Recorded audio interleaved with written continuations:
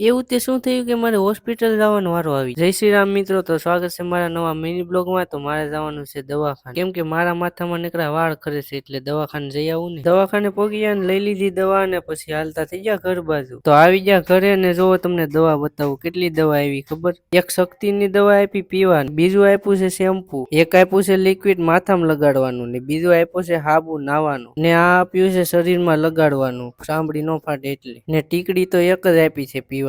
તો હાલો એટલી વસ્તુ આપ્યું છે, તો હવે હુઈ જઈને મળું તમને 6 વાગે. 6 વાગી જાય ને ઉઠી જો ને નાઈ જઈને થઈ ગયો તૈયાર, ને બેહી ગયો પછી જમવા. કીનું તો જો એકલી શેના ખાવા માંડી, મને તો પૂછ્યું નહીં. તો હાલો હવે જમી લીધું, તો હવે ઉપડીએ ઓફિસે એવો ઘરે ને. આજ તો થોડોક વહેલો આવ્યો હતો, કેમ કે હીરા ફૂટી જતા. પછી હું બેહી ગયો નાસ્તો કરવા. નાસ્તો કરી લીધો ને હવે હાલો બ્લોગ એડિટ કરીને પછી હુઈ જાવ. તો આજનો મિની બ્લોગ અહીં સુધી. મિની બ્લોગ કેવા લાગ્યો કોમેન્ટ કરીને જરૂર કહેજો, અને આવા જ મિની બ્લોગ માટે ફોલો ને સબસ્ક્રાઇબ કરતા જજો. તો મળીએ છીએ બીજા મિની બ્લોગમાં, ત્યાં સુધી બાય બાય.